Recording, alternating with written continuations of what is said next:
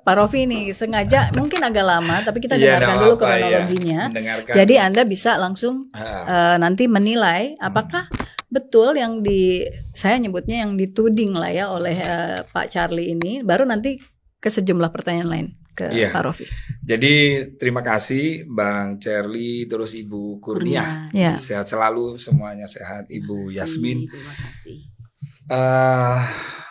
Curhatan Bang Charlie tadi sudah kami dengar, Ibu. Jadi kalau berkaitan hukum tidak bisa saya debat kusir di sini.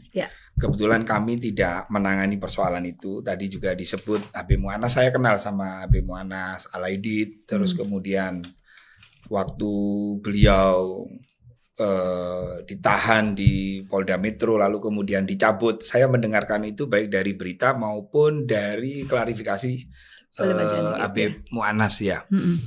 Jadi saran kami, karena ini menyangkut persoalan hukum yang sangat pelik, saran saya nih, Bang Charlie tidak hanya curhat di sini.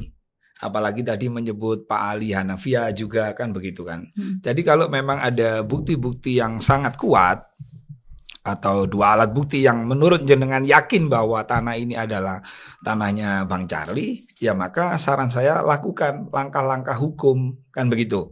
Entah ngajukan PK dengan bukti-bukti baru. Saya kira itu mungkin Bu Yasmin. Sebab kalau saya nanggapi beliau yang tahu persoalan ini kan Bang Charlie, apalagi orang tuanya beliau juga meninggal di luar negeri, jadi perlu data-data pendukung yang valid, tidak hanya sekedar membangun narasi saja. Jadi lakukan langkah hukum semaksimal mungkin agar masyarakat teredukasi. Yang benar ya katakan benar, yang salah katakan salah. Ya, saya nanti akan ke Pak Charlie lagi soal perjanjian damai dan sebagainya. Tapi saya mau mengelaborasi dulu dari Pak Rofi ya.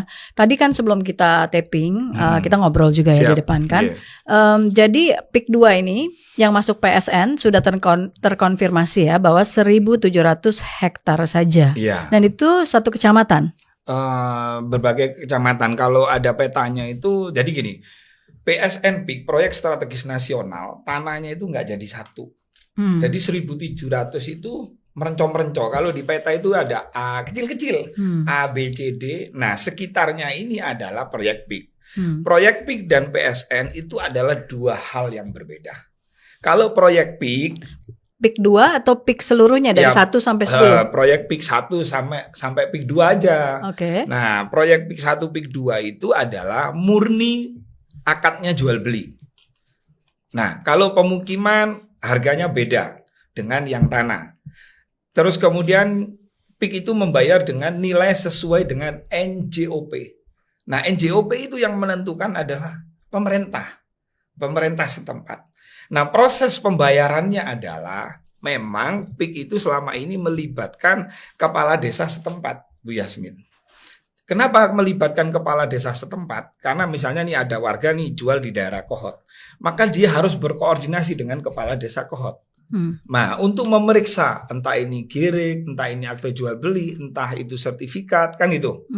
Nah, ketika itu clear semua, harga disepakati, maka baru pihak PIK itu hadir untuk membayar tanah tersebut. Itu yang proyek PIK. Pak Rofi, tapi kalau tadi dari cerita Pak Charlie, itu kan tanahnya tidak maksudnya masuk dalam saat itu malah belum ada PSN kan. Nah, transaksi yang seperti itulah ya, apakah yang menurut Anda cocok atau benar, sudah tepat? Karena kan itu harusnya jual beli yang biasa kan, standar kalau harusnya. Kasusnya Pak boleh nggak mau, boleh nggak setuju gitu.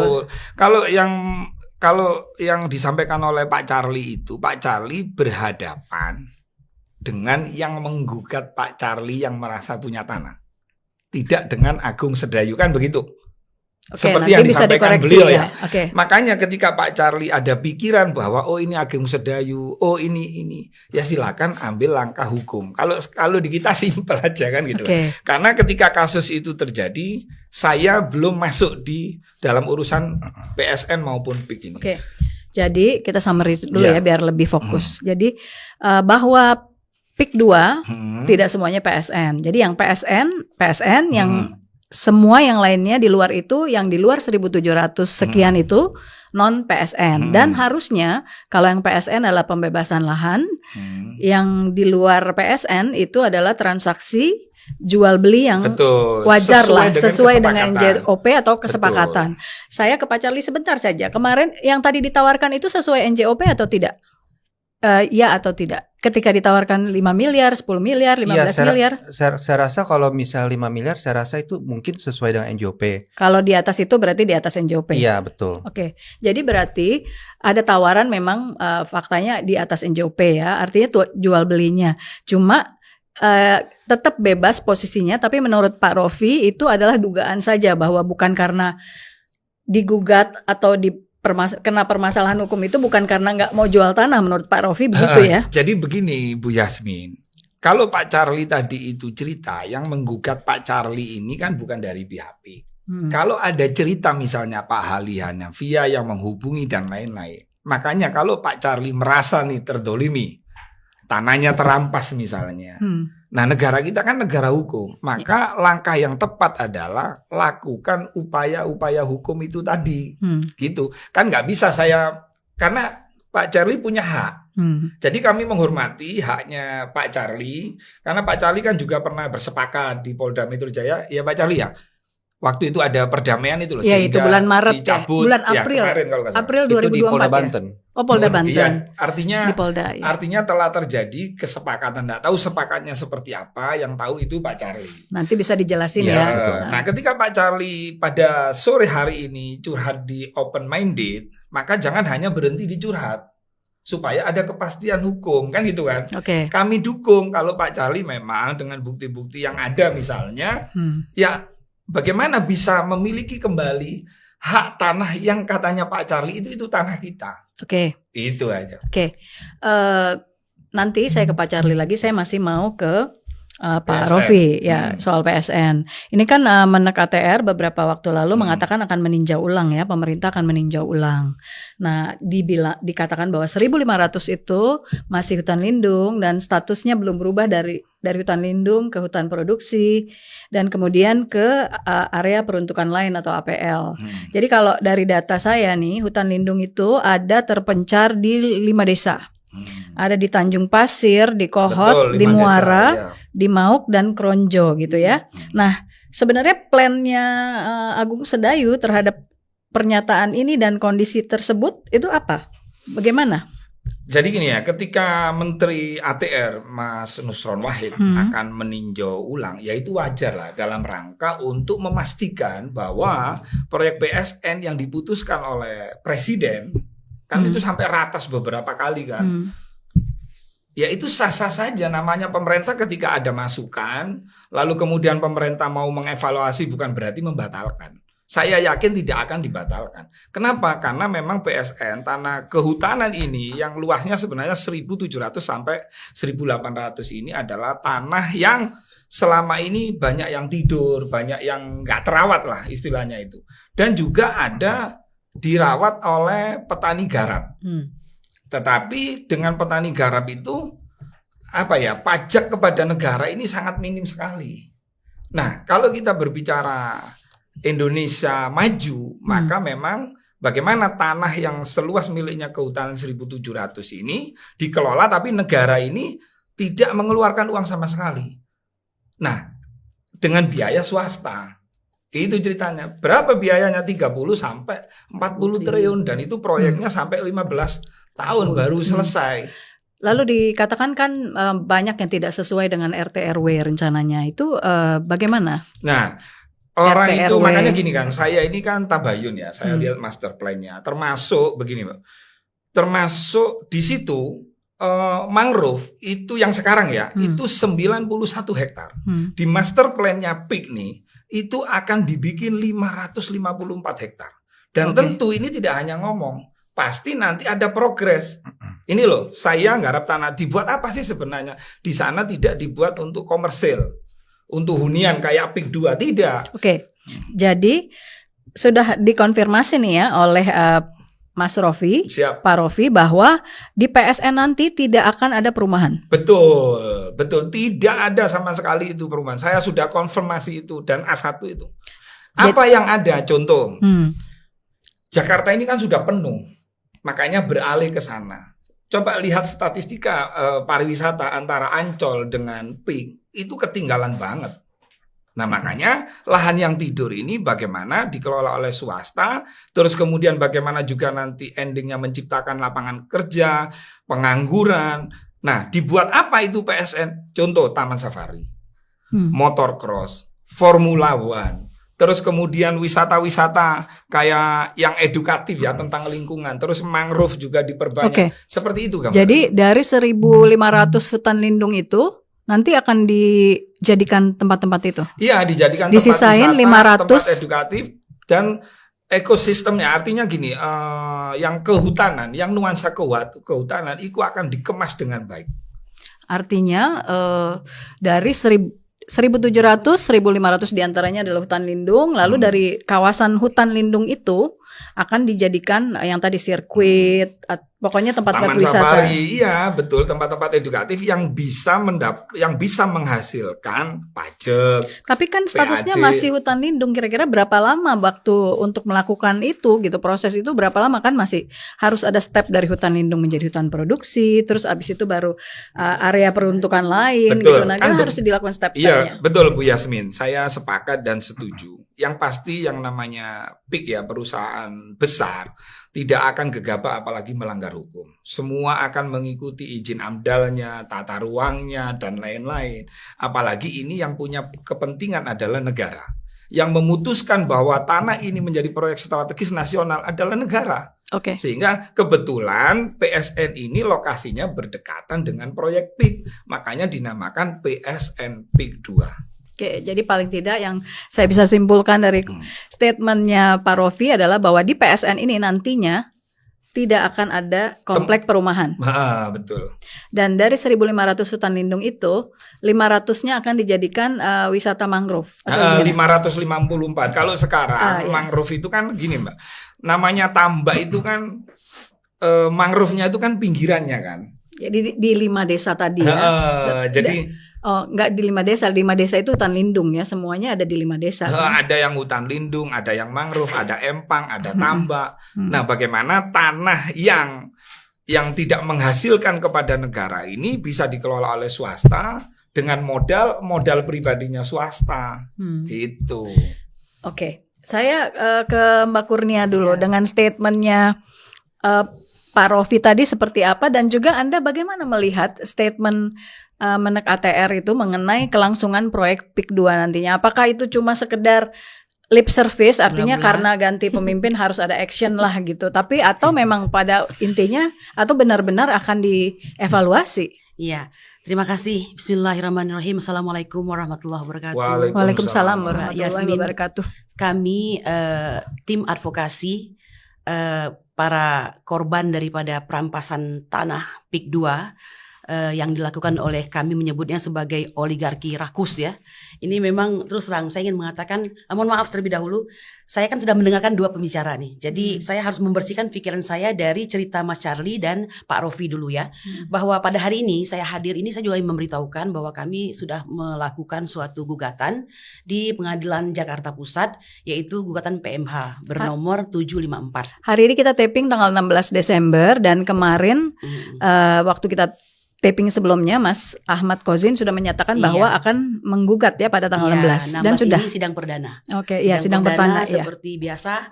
Sebenarnya kami sudah tidak terlalu big hope ya, sudah tahulah bakal seperti apa begitu. Kenapa Anda merasa begitu? Ya karena kebetulan mungkin saya tidak tahu, Pak Rofi mungkin sudah kenal saya barangkali ya dengan Pak Ahmad Kosinudin. Nih kami ini seperti sebuah rombongan nih Mbak Yasmin.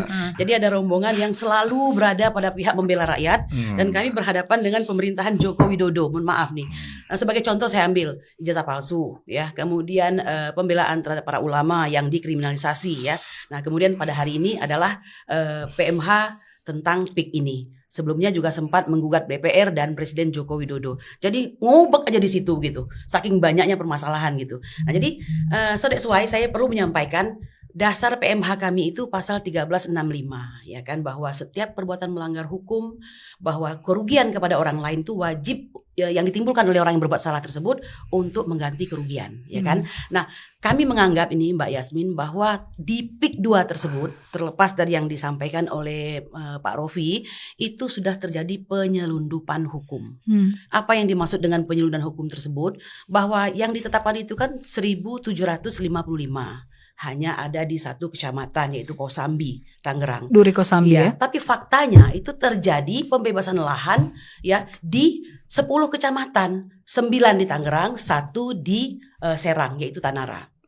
Mungkin kalau saya bisa sebutkan itu, yang di Tangerang itu di kecamatan Serang di Tangerang itu ada Teluk Naga, Paku Haji, Sepatan, Mauk, Kronjo, Kresek, Gunung Keler, Kemiri, dan Mekar Baru. Jadi ini adalah penyelundupan hukum, seperti halnya laporan yang dilakukan oleh Bapak Said Didu begitu. Sebentar. Jadi, nah dari Bu Kurnia mengatakan bahwa ya nggak cuma yang di PSN aja yang dibebaskan lahannya. Jadi yang dibebaskan lebih dari 1 kecamatan di luar PSN. Lanjut Bu. Selain Nanti itu, ini ada kegiatan pengantaran material tanah timbun untuk pengurukan di PIK 2, tentu menggunakan truk ya, yang menyebabkan polusi, kecelakaan, bahkan kejadian kemarin ada remaja 13 tahun dan akhirnya meninggal dunia itu karena lalu lintas truk tersebut ya kan, rusaknya jalan, macet dan segala macam. Nah, kegiatan pengantaran material tersebut itu dilakukan terus-menerus Mbak Yasmin sampai 1 kali 24 jam.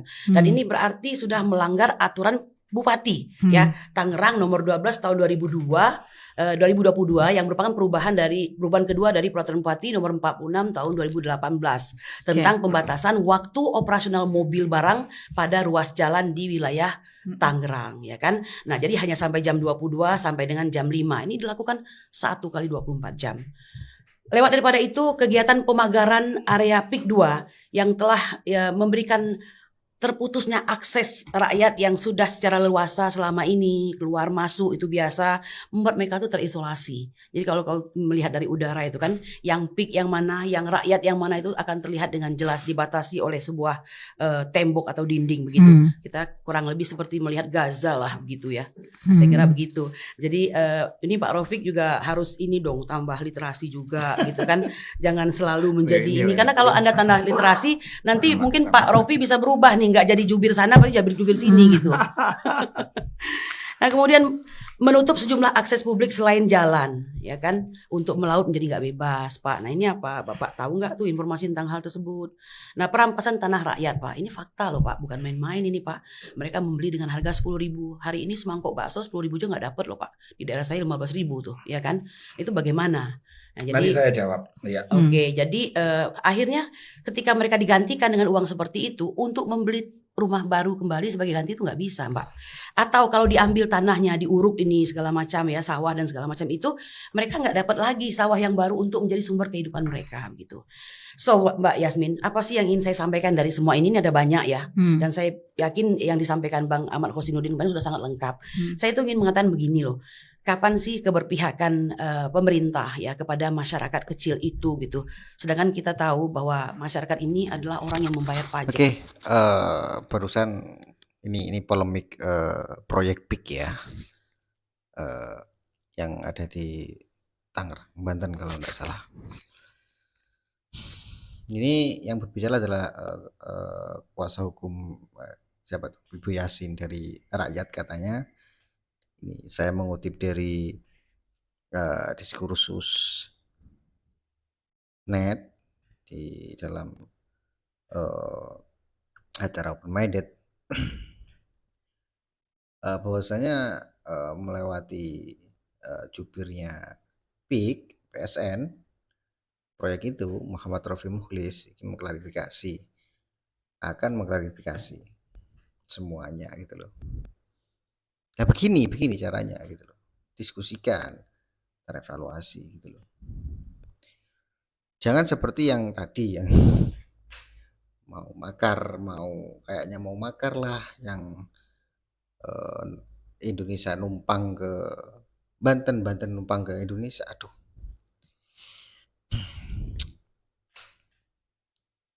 ini diselesaikan dulu, cari masalahnya gitu loh. Kalau memang ada masalah di bawah ya kan? Itu gimana solusinya, harusnya gimana, kalau emang salah ya benar dihukum, gitu aja. Jangan sampai lepas dari Indonesia. Gini lepas dari Indonesia apa? Banyak pejuang yang mau menyatukan Indonesia itu dulunya. Iki ya, jangan lupa lah subscribe, like, komen, dan share, bunyikan notifikasi loncengnya. Assalamualaikum warahmatullahi wabarakatuh. NKRI harga mati.